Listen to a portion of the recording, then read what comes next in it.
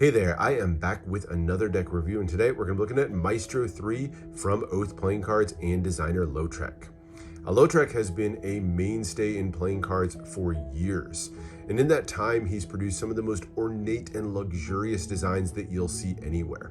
But in particular, he's been lauded for his near perfection in manufacturing. See, Lotrek's chosen not to produce most of his decks with the big guys, the Cardamundis or the USPCCs that you see most playing card producers use. Instead, he produces most of his designs out of a factory in Greece. And there, he's able to pay attention to every single detail, playing around with different stocks, different colors, the way that inks lay on those stocks, and has produced some really interesting effects on his decks that you won't see anywhere else.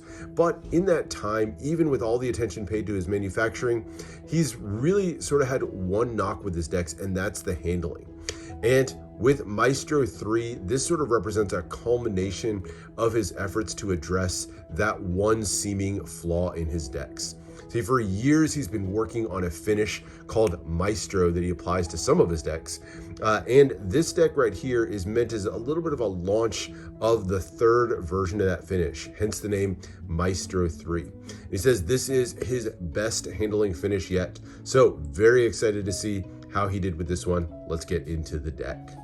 All right, so the deck itself is meant to be much more standard of a design, so we're not going to see a lot of those really over-the-top touches. Instead, he chooses to focus a lot of the energy on the handling of this one, but we're going to see some nice luxury touches because it is Lotrek after all.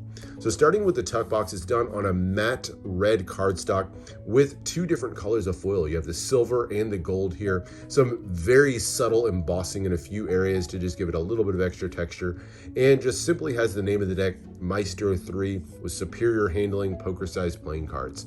And then down this stripe down the bottom here kind of gives you that zigzag pattern, or almost the appearance of 3D blocks there that stretch all the way around the tuck box to give you that nice little band around the bottom. Little Oath logo there on the back of the tuck box. Bottom just has your ad copy for Oath playing cards with their Maestro III finish. And then top has that block pattern that's continued, and that same pattern appears on the inner flap of the box. Smaller flaps here just have the 3 for Maestro III, and then interior there is some nice foil printing as well. You get that foil pattern, just the cube pattern that continues all the way down to the bottom of the tuck box. So nice, clean, simple look to the tuck box overall. I love that maroon color, just gives it that kind of elegant feel to the tuck box despite its simplicity. But now into the cards, and here's the back design of the card. So once again, we get a continuation of those block pattern, this time expanding over the entire back of the card. Kind of gives it a little bit of a Q*bert feel. If you've ever played the classic video game, Q*bert kind of played on a field of these blocks here, and that's what this definitely feels like. It's a cool, fun design to it overall. Definitely feels a little bit more cardistry suited, which I guess would be fitting since this is meant to be a focus on handling for this one. And you even get a little circular pattern. You can see the little striped sections here kind of create this outward radial pattern that I think is quite nice. Love that it's on a borderless design on this one. Two-way back design, so it does pretty well match up top to bottom. And that borderless design gives you something that, as we'll see in a minute, looks great in fans as well.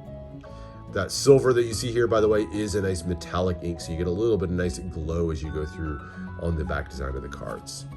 Turning to the faces, we see super heavy use of the silver metallic inks, so despite the fact that this is a relatively standard deck, we do still get some of those luxury touches as well. Ace of Spades, pretty simple. The black large spade pip here in the center with, again, that cubic pattern in the background there you can see in the shades of gray, and then just Maestro III superior handling against that big giant metallic silver panel in the center, and then the nice diagonal banner, I guess I would call it here, with the pip in the index in classic black outline with white in the corners. Number cards, relatively simple. They do all feature those same silver hits all the way through, including that big silver panel the pips are in, but nothing too out of the ordinary on these. Your black cards are your classic black, just very thin white outline on those, and then your red cards go to a pretty familiar red color, very similar to like what you'd see on a bicycle deck. The other 3 aces besides the ace of spades, all relatively simple. Just have a standard size pip there in the middle. So there's your clubs, and then into your hearts. So nothing crazy on these. And again, with it being a standard focus deck, the court cards all have a relatively standard feel to them overall. Now these are Lotrek standard, so a while ago he designed his own version of the classic bicycle court cards, and that's what he used on these. So definitely has a cleaned up, modernized look to them overall, one that I think worked very well. But you'll see this same court card design on a lot of his other decks. The Les deck, the Fable deck, several others all use this same court style. Now it is really nicely done as redrawn bicycle courts go. I like the color palette, in particular those teals, that darker red, and then the gold. Nice little mixture there in the center, so it gives it a nice elegant feel to it. A little bit of an update to the classic bicycle cards. But for the most part, these are going to be familiar looks to them overall, nothing too crazy or out of the ordinary as we go through these. And then there's your heart courts. And then finally, we finish out with the last 3 extra cards. You get a pair of jokers. Very, very simple on these. Just joker in the corner, and then the cube in the center, keeping with the cube theme that we've seen everywhere in the deck. 1 red and 1 black. And then finally, the duplicate King of Diamonds, or almost King of Diamonds. You'll see the pip here. That diamond pip has on the duplicate been replaced with yet another cube. So fun little extra touch on that one. And that is the deck. But how is the handling? That is the $50,000 question. And I gotta say, I am pretty impressed with it. Out of the box, it's pretty smooth handling overall. Definitely has some good slip to it. I would say a step behind your USB-CC or your Cardamundi, not quite as smooth as those, but every bit as good as that next tier of printers. Guys like Expert, Legends, and others. I think this one holds up very well against any of those. So you can see a few little clumps as I try to use this in a fan. It's not a perfect fan. It does look really, really nice with that borderless back design, by the way.